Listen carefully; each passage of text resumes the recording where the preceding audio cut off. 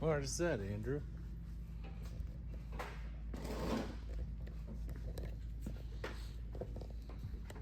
This car's looking very familiar. Wheels, tires. It's like the first F-bomb. Or the first Mandingo. You almost need a white truck now. Too bad they wouldn't give you the pog plate before. The one, oh, the pog plate. The pog plate.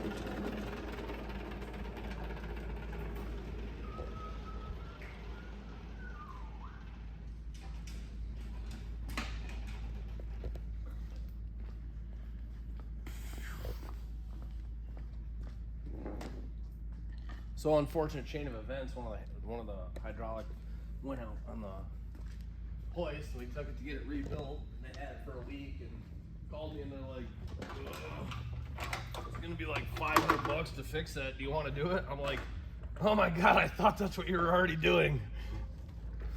So they diagnosed what was wrong with it and then didn't even start on it.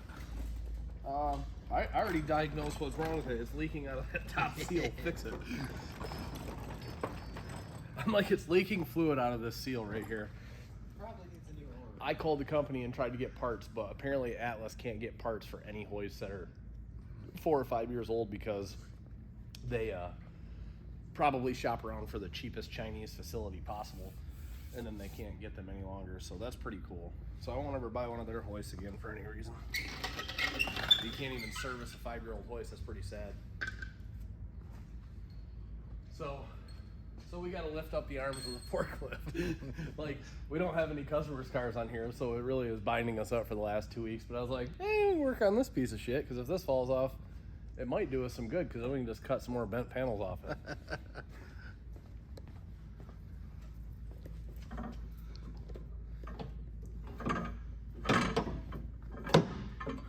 All tied together.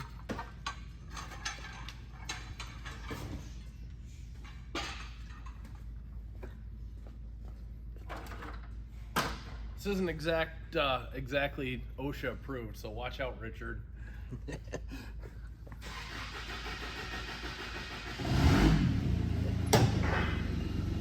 Andrew and I are both well versed in making things happen that shouldn't happen, so it's like second nature for us.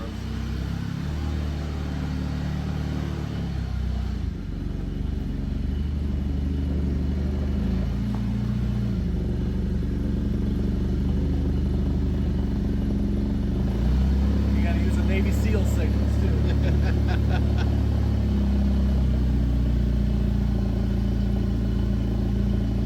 Good, keep going. You can come in farther. Keep coming. Keep coming. Come on, you're good on that truck. Keep going. Alright, that's good there. Go up. Keep clear, should be clear. Keep going, keep going, keep going. Okay. Alright, go up.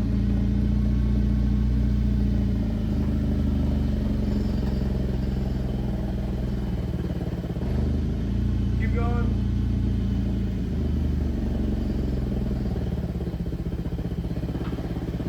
Okay, just a second, wait there.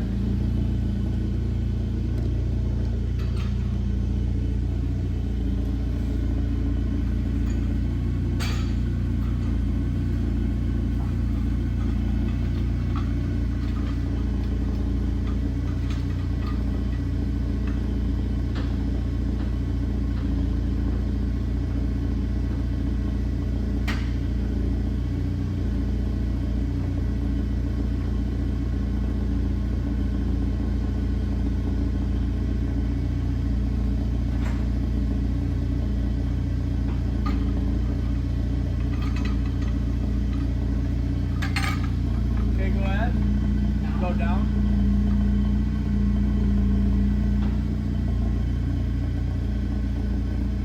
Going good. Just watch that front tire. You're good. You're good. Keep going. You're good. Keep going. Keep going. You're good. Hold on. Okay.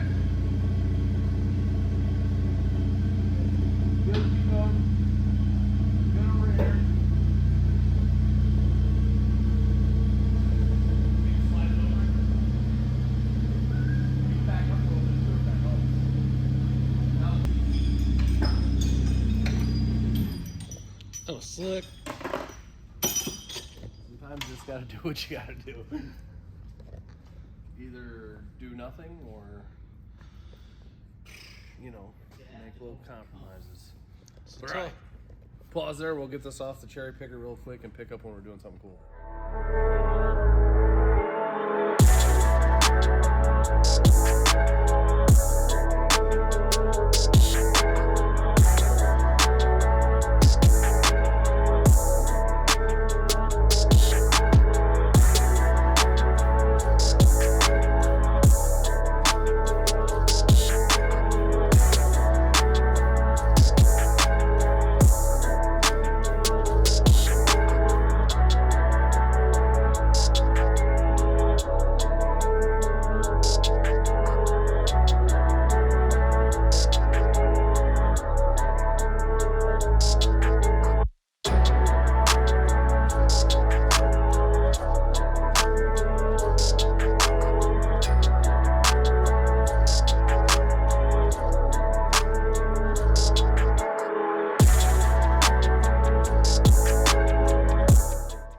They dug it. So we really haven't talked about the car, have we? No, It's like been kind of a surprise. we talked a little bit, like brought it up, I think, when you first had it in. But Well, I guess we could start there since it's kind of an unknown. When we first got this car, CJ went to get this car when he was still here. Actually, Tim went and bought it for us and picked it up. CJ needed an engine for a square body. CJ went and got the car from Tim's house, met Tim there, blah, blah, blah. if you guys don't know, CJ used to work for Kenny. Then he got hit by a bus. He's dead now. This all happened because he sold the Fox, right? Yes. Yes. Sadness overcame. But yeah, we picked this car up 2 years ago now and some change. Be Cool Radiators, great company out of Michigan. You've worked with him quite a bit. So anyways, we picked this car up for like $4,000. It had 94,000 miles on it. It's from Florida. The hood was clear coat peeled and the fenders were clear coat peeled, but the car is actually in decent shape. The interior is actually in really good condition for what it is. We're actually going to put the entire interior back together. The only real flaw in the interior was, I think the door panels were a little brittle the other day when you moved them. I Yep. think they came apart. I'll probably just put some drywall screws in those. I don't know, They're something easy. I was trying to be gentle, but you could feel them like wanting to come apart. No, we'll glue them. Like, we'll put some pretty good adhesive I so got the some leather just- pads can go back on them. Yeah.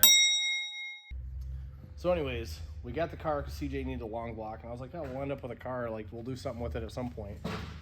So then I was going to make a no prep car out of it. And then we bought the green car because I was going to order all fiberglass front clip and doors and Lexan and this and that. I'm like, man, for the price that Nathan gave us for that green car is just a body and a floor, it would have been what this cost in like fiberglass pieces. So I was like, well, it really makes sense to do that, and it's already painted. At least I want to get all this fiberglass and then paint it and cut it and fit it. So long story short, put off this being the race car, you know, like, never mind.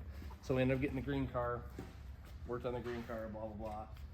That's when I was like, well, I'm not gonna be able to afford to build this car too. So when CJ wanted to do something, I was like, dude, I'll give you the car for $1,000. It has a built 8.8 in the rear, Willwood rear brakes. Like, and it's actually a solid car from Florida. Like, there's no rust anywhere. Like, it's clean. It's well built, actually. All the So- frame ties, ladder bars. Yeah, so like they did, you know, I don't know why they put ladder bars in it. That doesn't make any sense. But they did do like subframe connectors and an X brace underneath. Like, it's probably pretty rigid. It's good enough. So then CJ ended up coming to and realizing he's not gonna do anything with it. So it was like Christmas time last year, and he's like, because I bought him a K member for helping out around the shop and stuff on weekends or at night or something. And he's like, you can just have the car back. You got, you know, money into that and money into that or whatever. Have to do that. So I ended up buying him a few parts and was like, well, here, there's, you know, about what you had back into it back. So at least you're not out the money. But then it kind of sat here, and then I was like, oh, we got this cracked block on an Eric's truck. We have a bunch of cylinder heads, and we have water pumps and crank pulleys and this and that. And I'm like, let's just put something together for this cheap.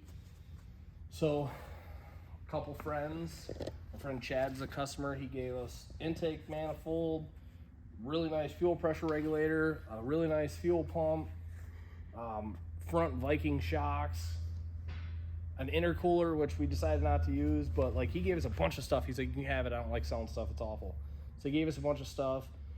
Other friends chipped in some small stuff. Ordered a Holly Terminator for it because it's cheap, because I was trying to be cheap. And they still haven't came. It's been months, so I ended up just buying a Fuel Tech. Fuel Tech's way better anyways, just a couple times more expensive. But so the car's got an ft550 Fuel Tech in it. It has a piston and rod stock crank 5.3 block. It's got H-beam K1s, Wiseco 380 bore boost pistons. The block was cracked. We welded it. Head stud pulled out. We tapped it. Like, so it's just a junky block that fits. welded. So we JB welded outside good enough. Stock 799s with some used dual valve springs we took out of a car when we put a bigger cam kit in it. So I probably should have bought some springs for it, but we'll see if it valve floats, then we'll change the springs, whatever. It's not that big of a deal. Cast manifolds, one from a truck, one from a 5th gen. I'm gonna loop the stuff around. I'm gonna mount the turbo way back. I'm gonna mount the radiator that we got from Be Cool really close to the motor to keep some weight off the front. Decided not to do an intercooler. It's gonna be pumpy 85. We're gonna run meth injection on it instead of the intercooler. Like 20, maybe 25 pounds of boost if it takes. Our friend Jordan Sontag that owns J&E Performance, he does a lot of roll cages and stuff. He had a car that he was parting out. So we bought the lower control arms, another set of Vikings, upper control arms, and aerospace brakes for the front from him. He gave us a super good deal on it. So it's got brand new trick chassis, steering column, shaft, or rack, lower and uppers, Vikings. I bought some light ass springs for it, so it'll really bounce. We'll get some weight going. TRZ brake booster, Motion Raceworks column, so it's lighter. Oh man, so we completely gutted the car. Like I got all the frame rails off, all the side braces off. The only thing we left in the car that we could have cut out to save some weight literally was the door crash bars, and that's because we're not putting a cage. So just in case somebody hits us, they don't just come right through that fiberglass door. So there's still crash bars, which I'm still debating on cutting out. It was like 25 pounds, and clearly I'm not going anywhere. I'm sticking right here about 225. So We did hammer that pizza today. I did. I'm full still. That's why I'm breathing hard. I'm like, I ate 4 hours ago and I'm still stuffed. Because then we ate pizza and breadsticks, and Dick comes out of the gas station with juicy, gummy treats, and he's like, here, I got you these nerds that are dipped in nerds. And I'm like, oh God, no. I was standing at the counter and I was like, I seen the bag sitting there and I was like, oh, he'll eat these. Yeah. So Bad for you? Yep, I like it. So yeah, like it's gonna be 100% stock appearing with some cheap rims on the front. We put billet specialties on the back. I bought billet specialties because the funny thing is the first time I built my black Camaro in 2016, I had billet specialties on the back and the front because somebody in Florida gave me a deal on some used ones. You know, no prep car, light prep car always needs some weight bias, so we got 2 Rockford Punch HX2s from like 2001 in there, 2,000 watt power acoustic amp and all that good stuff. So you know, why add lead if you can add something crucial? Like this is a must-have in an F-body because you got this back hatch glass and just funnels the noise right to you. I wish the box was ported, but we didn't have enough space, so it's a sealed box. But yeah, haven't decided if we're gonna paint correct it or not because the paint is extremely rough from sitting around. I might just do a single stage on it. Just a quick once Just make over. it shiny. Yeah. I just thought it'd be funny just to leave it like a total piece. Paint And then I on- bought taillights. Oh. And then I bought headlights. Oh. And then I bought turn signals. Oh. And he's tinning it. And it has billet specialties. And I'm like, Well, we gotta tint it. I mean, could you imagine riding around the St. Ignace with no tint? I couldn't. So then, I mean, the tint's not gonna be. I'm hand cutting it. It ain't gonna be badass, but it'll so be a then, little like, better. You know, just gonna check it out. We got the Fuel Tech mounted. You know, steering rack, steering wheel, radio, the most important part. CD player, like door speaker. I put brand new Sony's in the back. Is that a Bangers brand new in the radio front. you put in there? Yeah. So it's got Bluetooth? Yeah. It's got Bluetooth. Yeah, Bluetooth Oh, and USB. man. I was gonna put the Dolphin radio in there, and I actually had it out. I was gonna stuff it in there, and I thought to myself, man, if this flies out and breaks, I wouldn't be able to live with myself. I was gonna say, I can't see you not putting a period correct radio in this car. I thought about it, but it would be really nice with Bluetooth and USB, and True. it was available, and I know it works. Yeah. So, Bluetooth is None handy. of that tearing it out. Nope. Before resoldering it. no, I'm so over it. Yeah, you got to do that all the time. So then we did. It's got a power glide now. We're gonna do a turbo 400. Our friend Zeth Hale gave me a really good deal on a Jake's billet 258 millimeter converter, which probably is gonna be too tight, but we'll try to figure that out. We got a TDI 94mm S400, which is like Force Induction's entry-level turbo just because it was cheap. Fuel injector development, Tom Swell did like a partial half sponsorship on a set of injectors to help us out. Trying to think of what else. I mean, there's a lot of nice parts on this, but Yeah. this is essentially a budget build. Like, what is the total budget of this car? Well, it started out, I was like, I'm not going to put any more than 10 grand into it. And I was like, wow, 10 grand these days don't get you very far. Yeah. So then I bought the fuel tech, and that was $3,200 with the boost controller and stuff, which is awesome. The one thing you never want to skimp on the car is the EFI. It gives you so much options. We ended up with About 20 into it. 21 right now. If you think about it, it's really not that bad, though. No, I mean, the car, honest to God, if the car is 2,800 pounds, which I think it'll be, the car would have the power potential to go a high 7. Like, it really could. It probably won't with the weight bias. It'd probably want a wheelie, but, I mean, it would have 1,200 wheel. Yeah, think Like about we that. had, it was an Eric's truck with that crack block making 1190, and we're like, let's just change the block before it explodes. So since then, we filled the block halfway up past that crack so no water can get out. Welded it, and then we filled it right past it, so we'll still have water in the top like 2 or 3 inches of the block. Heads will still have water in it, but that's why I did that really big radiator. Like, this radiator is super huge. And Be Cool made me a deal on this because they're awesome dudes. So that radiator will cool this car off extremely well. Yeah. So then we got That's like one in our pickup. yeah, we got a 17-inch Derail 2400 CFM 2-speed fan. Like, we've had those on stuff that you don't even need to use the high speed. So if we need to use the high speed. So Purpose of this car, drive around town, try to get it where we'll pull the tires at like any stoplight and take people for rides and get younger kids interested in it. Like when we did the school thing today, it would have been funny to take this and like just pop a wheelie with it in front of in the parking lot. Like everybody's dads always said, like, hop a Coke can. Like, that's what we're going to do. We're going to make a video hopping a Coke can Yes. out in the street. So, just because. So it's really neat that it's budget friendly, because not that everything's not budget friendly, but I mean, Well, like the I red said, truck's past budget friendly. The Yeah. green car's smoked budget friendly. So this is a car that anybody could pick up as a roller for $3,500 and then build for 25 grand. The car didn't need that rack. It didn't need all the tubular stuff. It really doesn't save that much weight. It really didn't need billet specialties. It really didn't need a Fuel Tech 550. Like, you could essentially build this car for 15 to 20 grand all day long if you budgeted a little better than we took off with. But it's now it has a lot of nice shit because people actually wanted to help us out. So that's cool. Like I said, Jordan sold me all that stuff for $2 grand. I mean, the upper lower control arms and shocks are $2 grand. I got brakes and spindles and a steering rack, and so Yeah. a little overkill for what we were planning on, but it's like, well, at least now it'll be really awesome. So hopefully this inspires some people. Yeah, so and the thing is, we have actually 4 full days of working on this car so far. So I'll work on it tomorrow, and then we're going to have it running by Sunday. So we're going to have like 6 full days and working on it. It'll be running. And then it'll probably take me a few days after that to properly mount the radiator and properly mount the fenders in the front bumper and properly put the hood back on. So by But next Friday, it should be wrapped up. I need to run 2 fuel lines and literally plug that engine ECU stuff in, which is all plug and play, and we could technically fire the car up. Yeah. Like, it's really not that far away. But like, I'm talking front bumper, all that stuff. By next Friday, Which you could is have it easy buttoned because up. what I'm gonna do is the same thing in the old car. I'm gonna put a couple plates there, some like 1/4-inch steel, and I'm gonna come out with 2 poles, and I'm gonna put 2 braces to hold the bumper up, 2 braces on the side to hold the bumper from flapping. That's gonna hold the fenders. Fenders still bolt in there like I did on my old car. They still bolt in the bottom, so they're supported. So I just gotta make headlight mounts, which sometimes that takes a while. Spend a lot of time on the little stuff like that. Just put that manifold in the other day.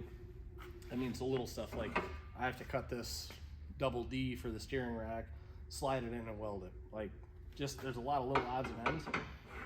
But that was the thing, like, we'll build a car in 14 days, and it's like probably gonna be 11 or 12 total of actually working on it. So the hoist broke, so that held us up for a while. We got that fixed, so now we can keep going. Yeah. So, you know. In the beginning of the video, you'll see our OSHA approved method of moving it. Yeah. So really, the beginning and the reason why I went to where we went on this car is just to kind of give people faith that you can still build something for a decent price and have fun with it and be fast. And like this car, like I said, it would, if it doesn't go low 8s or sorry, if it doesn't go 7, it's absolutely going to go low 8s. Like when my old car had the 5.3, it went 858 with a 80 millimeter turbo. We're throwing a 94 on this one. So it has, you know, all the supporting stuff from the front to back to be a high 7 car if it comes in where we think it will, which I think it will. I mean, worst case scenario, you pull the subs and stuff out of the back and maybe pull the seats out of the back because we still got the back leathers. But I have a good feeling, and we'll post it when we do. There's no grudging on that like normal. But I bet you the car will weigh about 2,800. So if it's 2,800, it's going to make 1,200 wheel at best. And like I said, it has the power potential to be a high 4 to a low 5-second car. That'd be really cool. So, Yeah. I think it's going to be a good series. It's a little bit different than what we usually do. well, like I said, this isn't something like the green car where most people can't do it. You know, I mean, even the financially or like logistically. So your first black car started out like this, and then that got pretty wild. first black, when I put that together, I sold my Civic for $12,500. I took all $12,500, I put it towards the car, and then I used like $4,000 on my credit card. I had $16,500 in it, and it went $870 the first time I took it to the track with a working trans brake, because I took it the time before and the trans brake didn't work, so I had to foot brake it and it didn't make any boost, so it didn't 60. Then I bought that 80 millimeter from Ryan for $2,000 and ditched that cast 75, and then it went 858. I had a stock computer, no two-step, so I just would trans brake it until it sounded like it made a couple pounds of boost, and then I'd go. Like, it was awful. But I had 18.5 in that car and it went 858 and a quarter at like 160, 159. 858 at 159, and that was like 3,400 because I didn't have all tubular arms. Yeah. It still had the factory lower and upper control arms. It did have a K member, but it didn't have a lot of fancy stuff. Still the stock steering rack, stock steering wheel. Like, I think at the time, if I remember correctly, it was 3,400 pounds without me in it, so it'd be pretty neat. So yeah, we'll post some more progress on this. We'll work on it tomorrow. But yeah, we'll get this video up and going and then keep chugging along on it. It should be really fun, especially when we start taking it out and kicking everyone's ass. Pulling wheelies in front of the shop. Yeah.